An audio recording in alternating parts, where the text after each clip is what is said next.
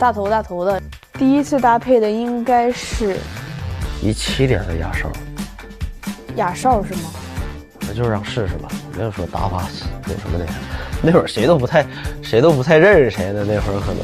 作为从小一起长大的队友，性格相似让二人成为场上的黄金拍档。他是左手，我是右手，从天生的一些角度来说，我觉得这都是一种缘分吧。性格比较开朗，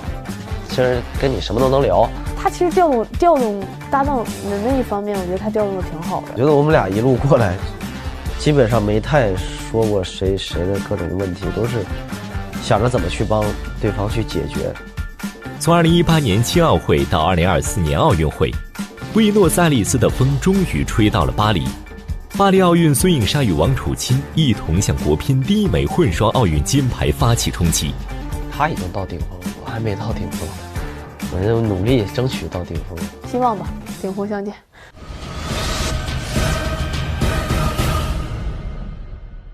从小开始接触乒乓球，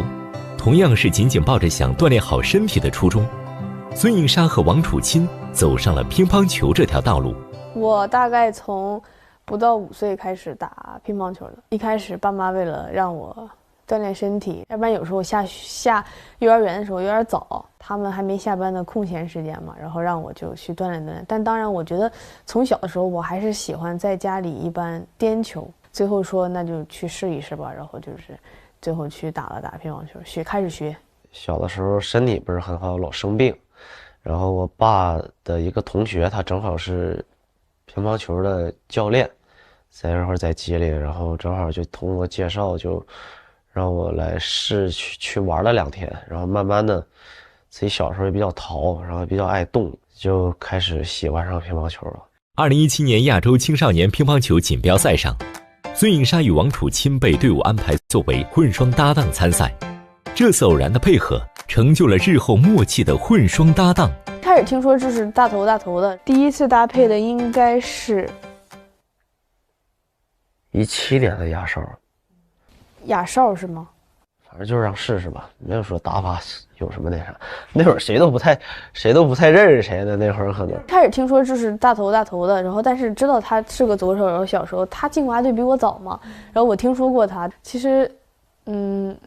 还不错一点，就是确实他是左手，我是右手，从天生的一些角度来说，我觉得这都是一种缘分吧。我觉得就是这种要形容的话，就是一种缘分吧。就是从阿根廷的青奥会打到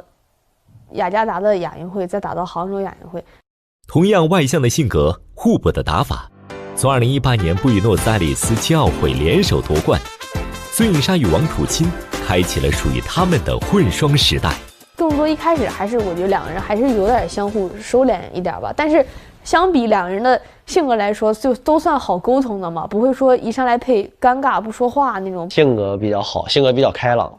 其实跟你什么都能聊，然后很热情嘛那种感觉。然后配到现在就有什么说什么了。他其实调动搭档的那一方面，我觉得他调动的挺好的。他其实有时候会调动我，你包括亚运会我女双输完之后，紧接着混双的决赛嘛，他其实在赛前有些时候调动我，我觉得他开导方面我觉得还是很好的。我觉得我们俩一路过来，基本上没太说过谁的各种问题，都是想着怎么去帮对方去解决。这个环节不太舒服，我去用我的方式来帮你带出这个环节，就不再让你碰到这个环节的。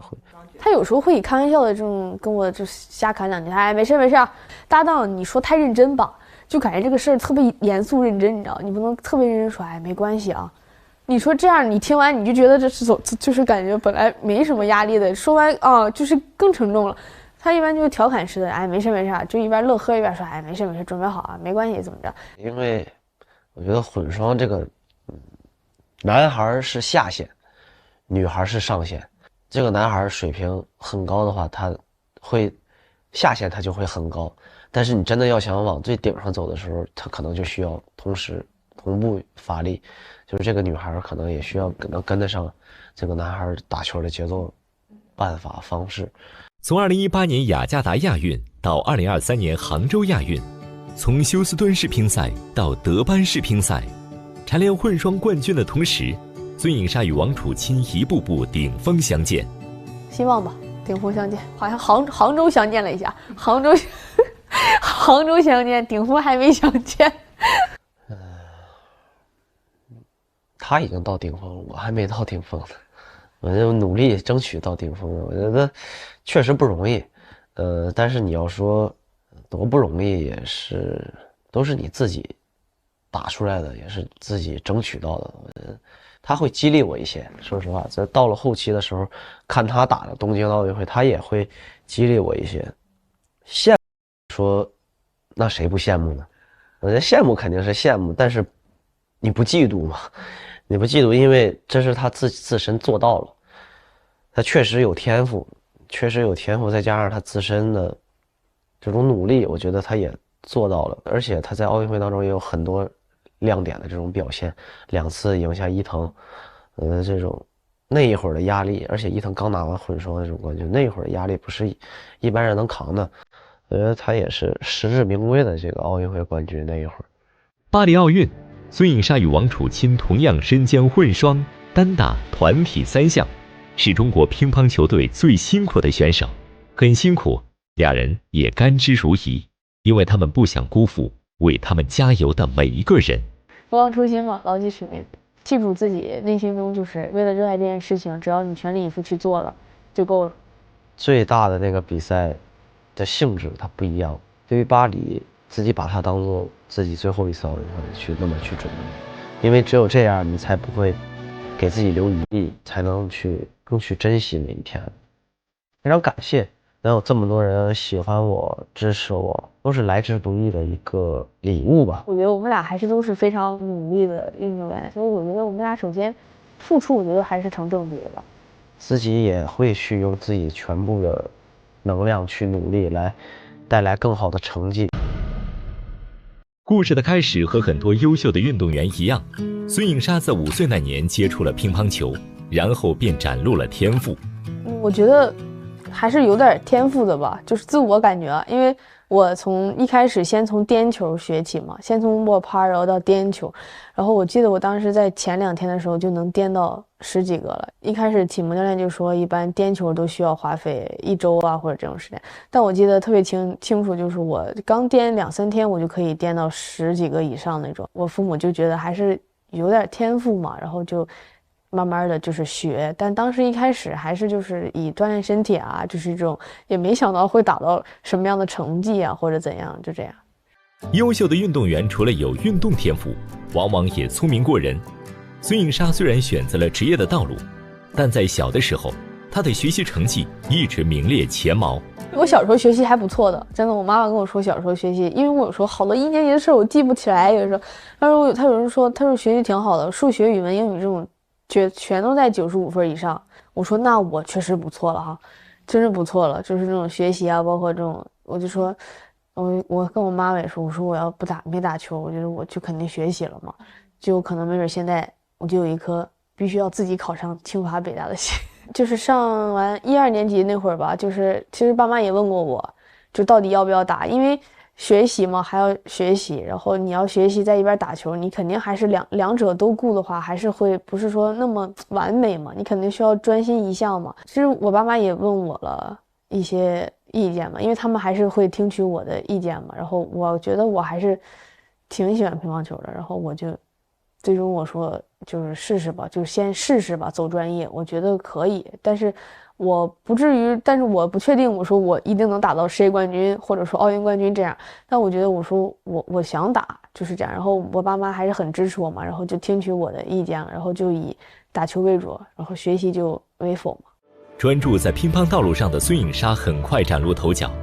一路从青年赛打上成年队，并迅速在国家队站稳脚跟。冷静的性格、出色的成绩和硬朗的球风，让她赢得了小魔王的称号。原本孙颖莎的目标就是打上2024年的巴黎奥运会，没想到机会在东京奥运会之前就来了。之前刘主席跟我说过一次吧，就是东京奥运会你要去竞争，你要去踊跃的去往前争。他说你不能机会都是留给有准备人嘛。他说你不能说现在等到巴黎奥运会，而且确实当时自己才那会儿20岁不到嘛，而且奥运会还推迟了1年。你不知道会发生什么事情，而且你就像我等到巴黎奥运会，我也不知道在东京奥运会周期结束这3年当中，我自己会是一个什么样的状态，也不知道后面会不会有人比我更优秀、更年轻这种嘛。刘主席包括李指他们也一直在跟我说，这种想法一定要改变，不能说就是说等到这个机会给你了或怎么样。我觉得还是让我自己去争取，然后去抓住吧。所以说，首先从人的思想上，包括人的态度上，我觉得就是变得积极了，而且我有那种。就是我有信心去跟他们去抗衡、去竞争了。做好准备的孙颖莎提前搭上了前往东京的班车，这是她第一次参加奥运会，也让她体会到了奥运的独特之处。其实说实话，我真到了赛场里，我觉得真的很享受比赛。我觉得奥运会真的跟平时的一般比赛还是不一样的，我觉得它还是非常有魅力的。而且就是运动员在场上比赛的那种专注度，包括那种拼劲儿，我觉得真的。毕竟还是4年一届嘛，感觉还是跟以往的一些比赛还是有一些区别的。我挺兴奋，我挺享受比赛。其实打到后面，我觉得真的在赛场上，我觉得真的能够去把自己所有的能量释放出来就够了。就算最后可能说女单输了，但我觉得可能当时的水平，包括当时自己的整个的综合实力，确实还没有到达这个份上。当时跟莫杰比，但是我觉得在东京奥运会赛场上留下的是我觉得我的当时。现配的所有水平，我觉得我展现出来其实就够了。东京奥运会，孙颖莎在女单决赛2比4不敌队友陈梦，拿下了女子单打的银牌。随后的休斯敦世乒赛，她又以2比4相同的比分败在了王曼玉牌下。即便拥有强大内线的孙颖莎，也在此时感受到了失落。其实在这1年当中，确实自己2个大赛都是亚军嘛，其实确实我觉得成绩也很稳定，就是基本都进到决赛，完了之后就亚军嘛。那段时间其实我觉得自己还是挺难受的吧，挺难过的，就总觉得每次都打到这个份上，但又总觉得差一点点，就是那种伸手就能触碰到的东西，总是差那么一点没有触碰到。其实那种我觉得有时候是最难受的。可显然，这样的挫折并不会将小魔王打倒。2022年到2023年。重整旗鼓的孙颖莎在一系列的赛事中收获颇丰，也终于在南非世乒赛上迎来了爆发。她在决赛中以4比2战胜了队友陈梦，这场胜利不仅为她带来了一枚扫除阴霾的金牌，更重要的是她战胜了自己。那一刻就是感觉不容易的点是在于我战胜了我自己，其实更多的来源于就是我战胜了我自己内心的自己吧，主要是这个。当时就是这1年多到2年自己经历了什么，或者说每天训练是怎样练的，或者说每天是什么要求对待自己的，可能真的只有自己心里是知道那种感觉吧。所以说到那个份上，最后赢完那一刻，我觉得就是感觉自己说实话还是挺棒的。就那一刻，我觉得我从来没觉得自己挺棒的，但是那一刻我觉得自己还是挺棒的。除了女单和女团，孙颖莎在巴黎奥运会上还要出战混双比赛，混双也是巴黎奥运的第1块乒乓金牌。孙颖莎和她的搭档王楚钦已经合作多年，他俩从青少年配对一直打到成年赛，几乎横扫了所有大赛的冠军。长时间配对的默契也成就了这对杀头组合。确实他是左手，我是右手。如果我们2人都是右手的话，我觉得你在跑动方面打到现在一定的水平，肯定还是没有一左一右啊这种配合起来。当然，如果我们每天训练也可以，但是就是说从天生的一些角度来说，我觉得这都是一种缘分吧。我觉得就是这种要形容的话，就是一种缘分吧。就是从阿根廷的全运会打到雅加达的亚运会，再打到杭州亚运会。其实那天我俩那个亚运会颁奖前还在那儿开玩笑说呢，他说我俩还说在2027年的亚运会，我说好像那会儿再说吧，我说那会儿27岁了，咱俩再兼4项，我觉得有我说那个时候再说那个时候的事儿吧。但我觉得我们俩还是都是非常努力的运动员。其实我觉得他也在刻苦方面，我觉得他其实算挺刻苦的了。有时候训练晚了，我看到他那边他一般都还在加班，所以我觉得我们俩首先付出，我觉得还是成正比的吧。除了技术合拍，两人相处的模式也十分轻松。在孙颖莎低落时，王楚钦也有着自己的调动方式。他有时候会以开玩笑的这种跟我就瞎侃两句，哎，没事啊，就是以那种调侃式啊，再有一点就是那种风味去那种跟你说两句嘛。因为有时候东西吧，搭档你说太认真吧，就感觉这个事儿特别严肃认真，你知道，你不能特别认真说，哎，没关系啊。你说这样，你听完你就觉得这是就是感觉本来没什么压力的，说完啊就是更沉重了。他一般就是调侃式的，哎，没事没事，就一边乐呵一边说，哎，没事没事，准备好啊，没关系，怎么着，赢了我回去请你吃饭。带着世界第一，带着世锦赛和世界杯单打冠军，孙颖莎踏上了自己第2次奥运之旅，也向大满贯发起冲击。就如果用一个词来形容，我觉得就坚定吧。就有的时候就是两个思想在脑子里做斗争，你就看哪个做斗争赢了嘛。但我觉得每次在我就是很困难的时候，永远都是坚定的那种信念告诉我，就是还是要坚持下去，你一定可以做到的。所以我觉得，如果让我形容，我觉得还是就是坚定自己内心吧。所以我觉得还是最后能够像现在这样一点点的去成功吧。